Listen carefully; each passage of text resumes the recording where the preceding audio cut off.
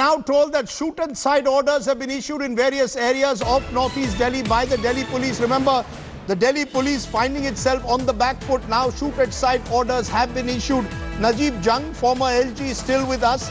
Mr. Jung, do you believe that this is simply now the only way in which the Delhi police can restore its command and authority on the ground? For 48 hours, the police seemingly has been directionless, leaderless. Do you believe that this at least might give the police needs clarity from the top? It's not been coming so far, and the only option in such a situation then is shoot at sight orders. I believe this order should have come 24 hours before at least. We have lost 10 lives, including a constable, including a DCP being injured. This is not acceptable. This shoot and sight order should have come 24 hours ago, if not even earlier. So I repeat that Delhi police has been lax in gathering intelligence, in taking prompt action. And as we say in Urdu, der aaye durust aaye. I hope that they are able to control it. Like I said, there are 75,000 policemen in Delhi. Withdraw some of them from VIP duties, put them on the job, and get this thing in order. It is unacceptable that Delhi should be under fire for 4 days. And it is under fire at a time when KC Singh, as we've been saying, the US president is in town. This was supposed to be Prime Minister Modi's big day. These images are embarrassing. The global media is going to latch onto this. This is the darker side of India that's coming to the fore. I mean, surely the Home Ministry, therefore, will be seen to have only embarrassed the Prime Minister. Yes, it's absolutely, I just can't believe it that Prime Minister would not be unhappy with this. Because you wanted the focus on the Trump visit. The focus has been on the Trump visit, and you don't want any competing images. But I think they might have fallen into a trap because they didn't want to take this action too early, because while Trump is here, you also don't want that shoot at sight orders have been issued. So then you don't know when to get tough. And there I agree with Najib Jung. It should have come 24 hours earlier, because the lesson, this is not the first riot. Yes. The lesson over decades in UP and riot-prone states through umpteen inquiries have been that you have to take strict action. Shoot at sight order means you are being fair and you are handling both sides equally. Whereas if the police feels yes, their clear instructions are not there, they'll allow those who belong to the ruling party to have a little more edge. And they sit by the side. Because the old theory is, Vikram Singh as a police officer, is that if the police doesn't want a riot, or if the state doesn't want a riot, there will be no riot. No riot takes place without the complicity or the incompetence of the state. To that extent, there will be questions raised about direction. Now shoot and sight orders have been issued. These could have been issued much earlier, and maybe the Delhi police would have felt more empowered. We've had visuals of the Delhi police standing by at times while the violence has continued. Rajdeep, yesterday in a channel I said that the time has come now to shoot at sight orders need to be given. For too long have you been mute spectators and silent spectators in impotent silence. I wish this decision was taken at least 24 hours earlier. You cannot be helpless spectators, and as you very rightly said, it is either my complicity or incompetence or both that gives rise to such communal and violent situations. Come down like a ton of bricks. Delhi demands it. Delhi demands sacrifice to all those lumpen elements and those who have taken the law in their own hands. Give the photo portraits and a reward of 5 lakhs each on every criminal in your dossier. Please do that. You have to be cruel to be kind now, because it's already a little late, as most of the esteemed panelists have mentioned.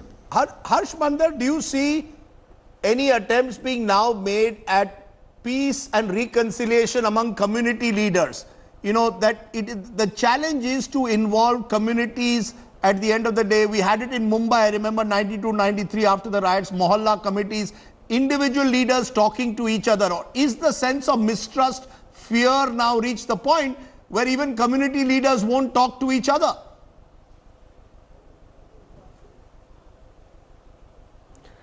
See, I think we seem to be hurtling to the kind of situation that we reached in 1984, God forbid. And I strongly welcome the decision of the police to take strong action for shoot at sight. As everybody has said, I mean, I know riot can go on for even a few hours unless the state wants it. But in the end, the enduring response has to be to build and strengthen, rebuild and strengthen social relations. What I've seen over these months of protest is a lot of goodwill between the communities. I don't think that the relationships between the communities have broken down. I think it is lumpen elements, violent elements who have emerged and have been encouraged. And I think that they need to be crushed, but I still believe that Delhi is a city of pluralism and of solidarity, and all of us have to do everything that we can to rebuild these bonds. This afternoon, a lot of us had come together. We're talking about, how we can, the Sikh community, for instance, is offering a space in all their gurdwaras for people whose houses have been burnt down. I think that's a beautiful gesture.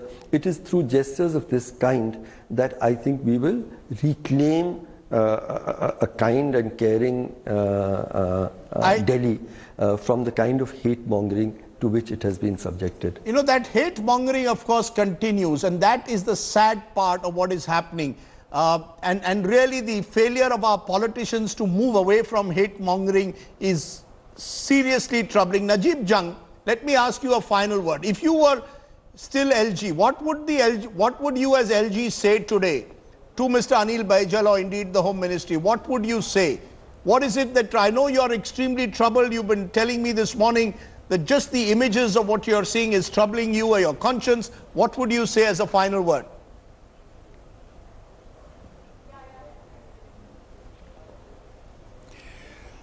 I would urge the LG to come on national television and make a speech to the people of northeastern Delhi and Delhi to establish peace.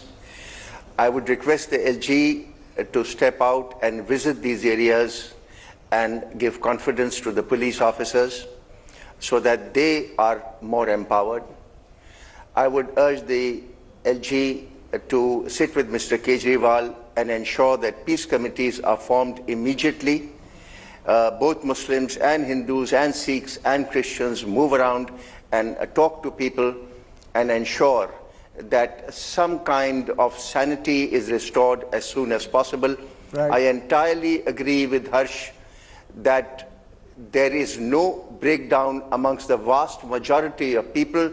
This is the lumpen that is taking over. I have said this again and again, that India remains a secular country because 80% are Hindus. It is not because of the 20% minority. And so these are people that we have hope on, and the LG must step out and speak to them. He must visit the area. He must visit it tonight and make sure that there is confidence amongst the people living there. Let me leave us on that thought. I think all of you have given us some hope as to how we can find a way out of this crisis facing, or the shame, as I call it, of the capital. This is an old-style communal riot, not what we wanted in a seemingly new India. Of the 10 people who have lost their lives, remember, was Head Constable Ratan Lal, the policeman who lost his life when violence was at its peak in Delhi's Chand Bagh. Today, Ratan Lal was laid to rest. Tributes pour in. And I will ask, how many more deaths will it take before we finally realize that the last thing India needs is mindless violence and communal divide? Thanks for watching. Hello everyone, this is Rahul Kamal here. Hope you enjoyed this video. For the latest news and analysis, like and subscribe the India Today YouTube channel, and don't forget to press the bell icon to stay updated.